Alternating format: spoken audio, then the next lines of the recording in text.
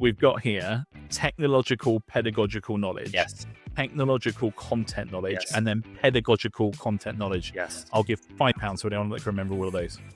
Knowledge. Hello and welcome to another episode of So What?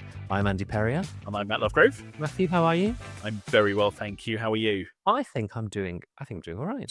Good. I wanted to ask you today some questions about tech integration and how we can really measure student learning with digital tools in the classroom, right? And I also wanted to have a discussion with you about different models of learning within digital tech. This is something that there's a complete spectrum of teachers that have seen loads of these tech integration models, which we'll talk about, and those that will not have an iota of brain space in terms of what we're talking about. I'm hoping that we can talk to both of these sectors of people in terms of what does it mean to integrate technology into a classroom, I reckon. And how, as a teacher, can we measure the effectiveness of this tech integration so that we know how best to move forward when it comes to the real art of teaching and learning? Yeah. So I guess if we strip this right back, you've got a teacher in a classroom and someone somewhere is saying you need to use technology somehow, or the school's got a digital learning focus, or they've brought some new devices or something like that. And where do you even begin to look at impact of that? How do you start to think about what I'm actually going to do with this? Because I think the trap that teachers fall into is, I must use technology. So I'm going to, instead of using my English book, instead of getting my children to use an English book to do this, I'm going to use Word. And surely we can do a better job than that. But also, how do we measure that? How do we ensure we're giving our students the best opportunities? Yeah, I mean, this is everything. I wonder whether we need to go back in time again, because we like to go back in time and we like to do our potted histories. 25 years ago, one of the first tech integration models, and probably the one that is the most well known, is the SAMR model. The SAMR model was 4 steps of tech integration. SAMR obviously being an acronym, and those 4 words are substitution, augmentation, modification, and redefinition. And there were ways to work out how technology was being used in the classroom, but there was one fundamental flaw with the SAMR model. No one actually understood what it meant. Everyone understood the substitution part of the SAMR model, that you're replacing something like for like. Yeah, so this is where you've got a teacher who's saying, right, I'm not going to do, I'm not going to get my students to do their maths work in their maths book. I'm going to use OneNote instead. Yeah, and it's a worksheet in OneNote. Yeah, so you're just substituting digital technology with the analog alternative, but it's offering absolutely no extra educational value. Students are getting no more from doing it on the computer than doing it in their books. If anything, they would probably prefer to do it in their books because that's where most of their maths practice and retrieval came from.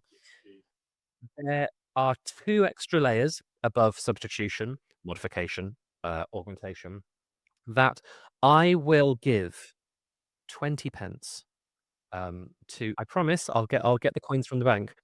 20 pence to any practitioner that can tell me a marked difference between augmentation and modification, in the sense that if teachers, and I'm going to air quotes the term regular teachers, not digital leaders, not edtech experts, just your regular teacher.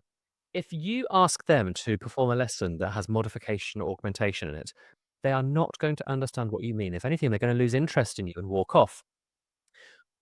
And why I thought that the SAMR model was doomed to fail is when I first started at a systems level leading digital learning, I went to a conference where someone talked about the SAMR model, and they were using the analogy of a Starbucks cup of coffee in terms of how you move up the scale and how much more you can flourish this cup of coffee with adding some pumpkin spice latte and all this sort of stuff. The dude that was talking about it, he got a bit muddled over augmentation and modification. The point where he forgot which way around it was, trying to add the crushed nuts into his mocha latte. Um, and on that point, I'm like, "Oh my god, if the expert can't actually get it right within the presentation of the people that are trying to follow, what hope does any teacher have in trying to follow the SAMR model?" The other problem with SAMR model is the other side, redefinition.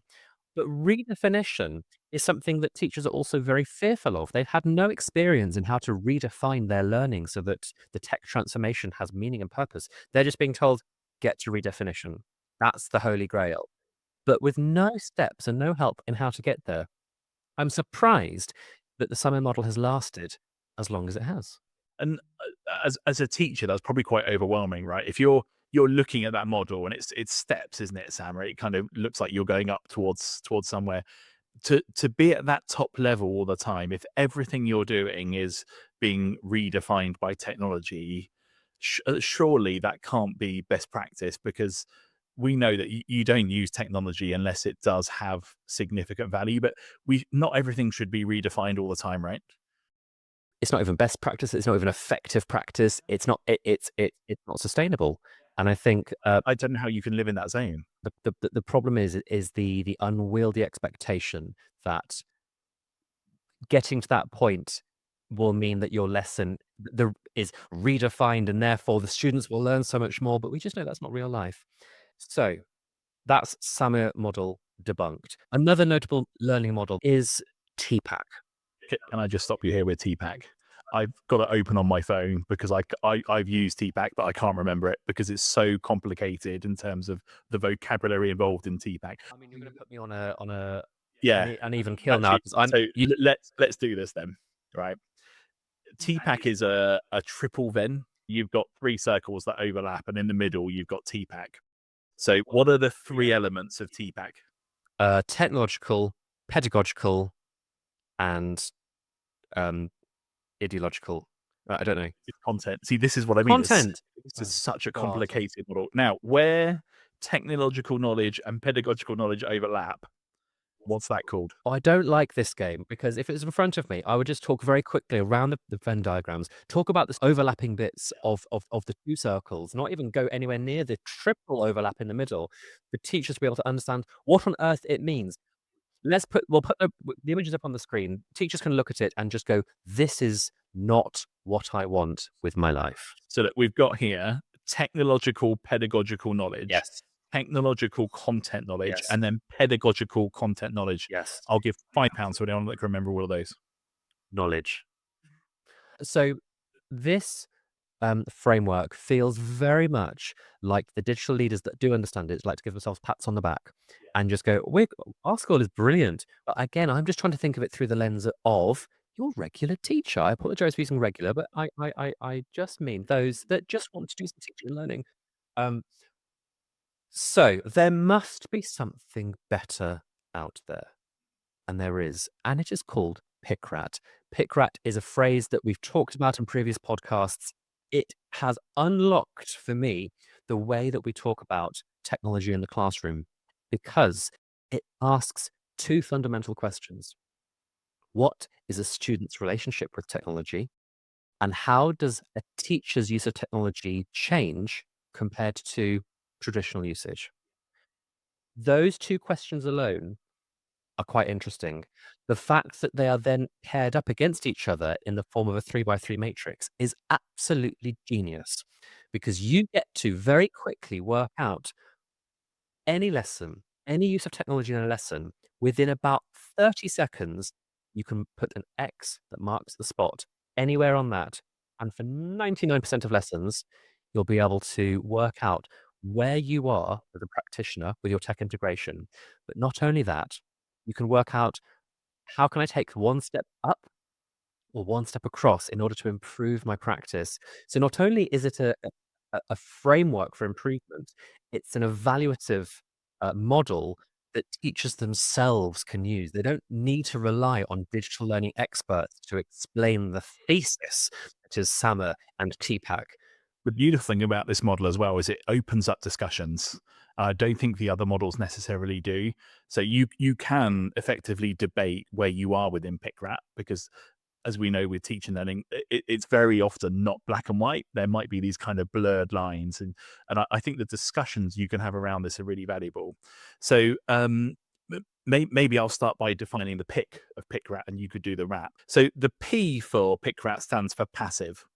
The I is interactive, and the C is for creative, right? Um, Defining this a bit further, a student that's passively engaged in something using technology, maybe they're just reading a story from an iPad.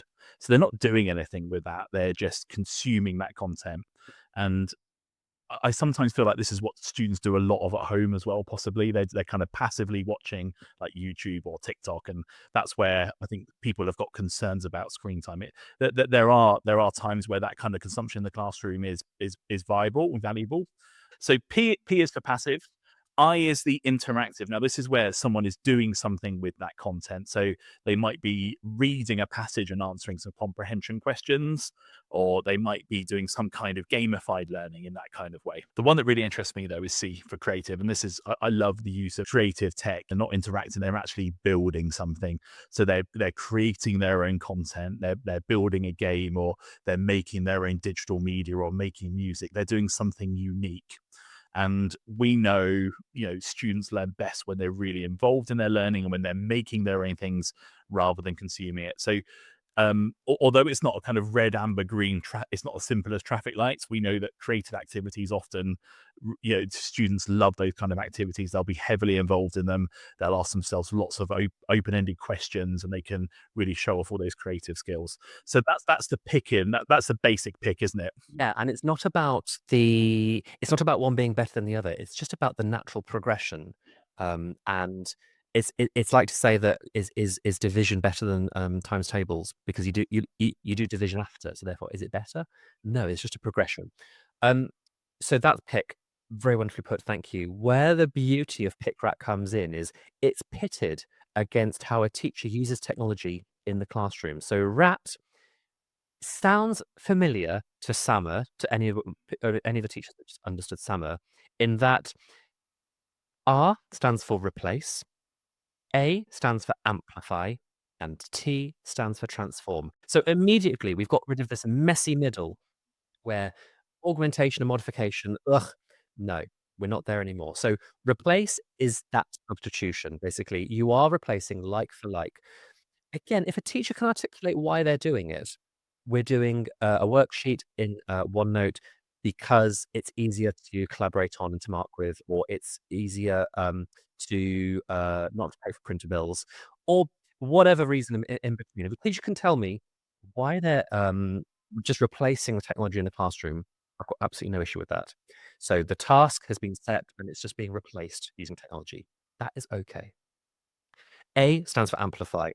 Now, the task is the same, but the tools and the features which the teacher has are supporting the lesson a little bit further. So if you are using a PDF online, then you might be doing built-in translation services that all students can access. You might be using the built-in thesaurus or the built-in dictionary to support with that language acquisition for all of the learners. You might be doing other little features and tidbits.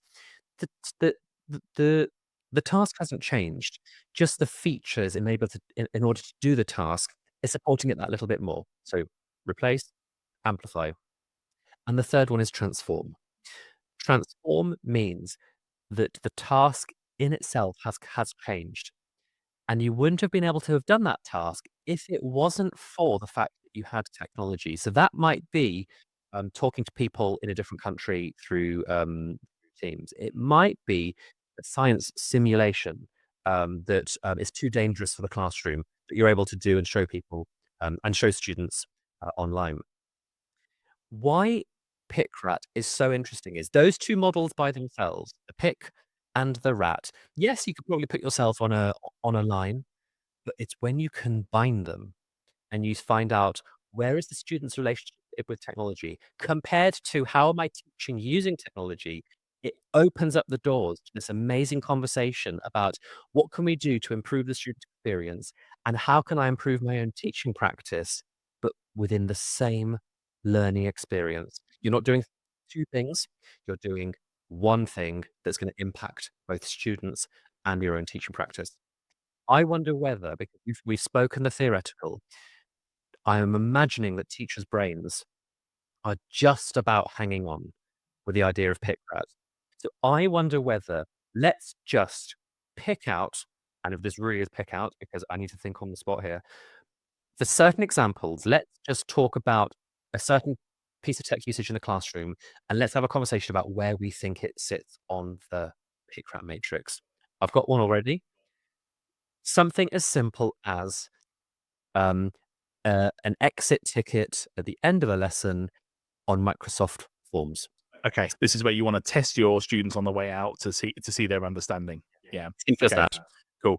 So you could do that using like post-it notes, couldn't you? And they give you post-it notes on the way out. So that's the first thing I'd be thinking is why would I be using technology to do that? So along the pick side of things, it's definitely not passive because they're not doing anything with it. I wouldn't say it's particularly creative because they're using a form that you've made, but it's got some level of interaction. So for me, that would sit under the eye of PICRAT. I love how you've obviously been given some sort of weird game show training where you dismiss the other two first before you Trying launch to justify. straight for Yeah, the meta one. yeah. Well, it's not Thomas Cromwell because I know that he was born in the This is the way that I think, though. I would think like this, and also I know that you can still disagree within this model, and that's okay. well, the provocation is it a disagreement or is it just an Or is it a debate or a is it just an discussion? open Yeah, conversation? Yeah. So I would argue, yes, it's definitely I interactive. I think that's interactive. And Yeah. from the teacher's point of view, all they're doing is they've put a quiz that they could have done in the classroom onto the computer. So actually, it's replacing. There's nothing stopping you printing out an actual paper copy of that and getting them to do it. So I wouldn't say that's amplifying or transforming anything. Actually, hang on a moment. This could amplify because it's going to give you your data like that. So whereas if I was going to give out 15, 20 quizzes at the end, I'd have to sit there and mark them all. If I was going to use a quiz in forms, it would mark them all for me potentially. So could I argue that would actually amplify for me as a teacher? That's given me some form of amplification over what I've done I there. reckon you've changed the game slightly. Only in that, in my head, it was a pure asking some questions and getting some results. So it's not a self-marked quiz. So I think we've come onto something here. So just by thinking in terms of a PICRAT scale, we've already told ourselves how can we move from replace to amplify, and that is either adding self-marking. So that's an extra feature that would have been on the quiz that helps. The task hasn't changed; it's an exit ticket, but we've now got that. If it's self-marking, we now have the data that can then inform the teaching practice. So we have now moved with that simple little click from, okay, it's a quiz, it's a exit ticket online to it's a self-marked exit ticket online in terms of assessing student knowledge. So we've moved from interactive replace to interactive amplify within a single conversation. Just imagine how powerful that would be if you were talking to a teacher in the classroom about their use of technology, and within 30 seconds, you can find one thing to improve on to help their teaching practice, to help the student experience. And it might not be that you want that. It might be open-ended questions, which are difficult to self-mark, but still, though, you've still replaced, haven't you, paper with something that's paper-free, which is going to ultimately save the school money. Yeah. Is there any way to completely transform that, though? So just thinking about that concept of an exit ticket, you've got, you want your students you want to get that knowledge, you want to get that data. It's interactive. We're not going to be able to make it creative because they're not writing their own questions, but that could be interesting for a discussion point as well. Is there any way that we could transform that further, do you think? Yeah, absolutely. There is an entire different world that you could go to in terms of you could get an AI avatar or a student tutor chatbot or something to engage with that student through chat. So something like Flint, which is a student chatbot, you could very easily have that exit ticket in the form of a chat that interrogates the student with their knowledge and personalizes that conversation to that student based on misconceptions, based on their bias, anything like that, and give them a really detailed response straight away, and also give the teacher that detailed response, and also give the teacher that group response, and also set up a chat automatically that they can press, yes, do this next, ready for the next lesson. That is transformative. That wouldn't have been possible if it wasn't for generative AI, if it wasn't for a tool like Flint. So things like that. That's where transformation is really powerful when it's done step by step. We're not jumping from replace to transform, and never should we. The PICRAT scale is always about going one step up, improving that student relationship with technology, one step across, improving how we can best utilize the features within technology as a teacher to transform how we're delivering education. So you've just made me think about something then actually. If you're a digital lead or a teacher in school and you're trying to influence other teachers to use technology more, would it be more sensible to, instead of just flitting from one side of PICRAT right to the other, so from the bottom left to the top right, could you help someone move from passive to interactive as a first initial step before you move into the creative space, for I instance? think that is the only way that this tool should be used. I think that going straight to creative transform, again, just like jumping to the top of the SAMR model to do a redefinition, it's too much. And also, the amazing thing about PICRAT is it doesn't matter which square that you're in. It's the fact that you can articulate which square that you're in is that's the beauty of it. For a teacher to be able to go, yes, my students we're using technology to help interact. That interaction might be collaboration with each other. It might be interacting with that dangerous science experiment. It might be interacting with an online quiz. But for them to start to see how technology can be meaningfully applied into their lessons, that's where the power is. And that's why it's so exciting that just by thinking of this, there's a silly quiz 5 minutes ago, we have now exploded this conversation. We now have a greater understanding of where that sits on the PICRAT scale so that when we have the next conversation with another teacher, it's just part of our library of tools and of experiences that supports the students moving forwards. And I love it as a teacher support tool. If you're working with teachers that are tech that aren't tech savvy, that are scared of tech, and we know lots of teachers are, right, because they didn't grow up with tech. Or I'm thinking about my mum, she's retired now, but she was an art teacher. She would have found this petrifying. But if I could have helped her amplify something, even by a small amount, why not? And that's the step that we should be taking. We shouldn't be asking teachers to These massive make jumps. these massive jumps because why? You would never, in terms of like a when if you're creating a curriculum or a scheme of work, you'd never be asked to jump from one concept to a massive concept without taking those steps in between, without modeling, without scaffolding. So it's exactly the same with tech integration. I just thought I'd give an example of something in the top right hand corner of PICRAT as well. This transformational and creative space. So because what we don't want teachers thinking is just because they're using technology, it's going to transform it. And that's a common misconception, is that, well, I'm using technology, so it's automatically made something better. So top right hand corner, something that's really creative, really transformational would be something like you're using VR headsets, and within your VR world, you're building something. You could do maybe like a virtual field trip where you're then creating content inside your virtual world. Well, if we break it down, the top right-hand corner just means that students are being creative, and the task that you've set those students wouldn't have been possible if it wasn't for the technology that they were using. So I would argue, not even in VR, just if they are building like an Archimedes screw in Minecraft to show how they can transport water up the hill, or something absolutely mad, they are being creative. They are building, but they're also in a world doing it collaboratively with other students. Without those two things, it wouldn't have been possible to have created that. So we've got VR, we've even got Minecraft as a tool. We got VR, but also we need to think about being in the top right hand corner. It's about how do we turn what they're doing in terms of digital skills and content and context, how do we turn it back out into the real world? So how do we create a global audience for the work that we're doing? Are we able to share? Have they built a website for an art competition that the school has done that they're now opening up for worldwide access to see? Again, they're creating, and it's transformative because they wouldn't have been able to have done it if it wasn't for this access to website building and creating the artwork as well. Okay, I'm going to ask you a couple of questions, Andy.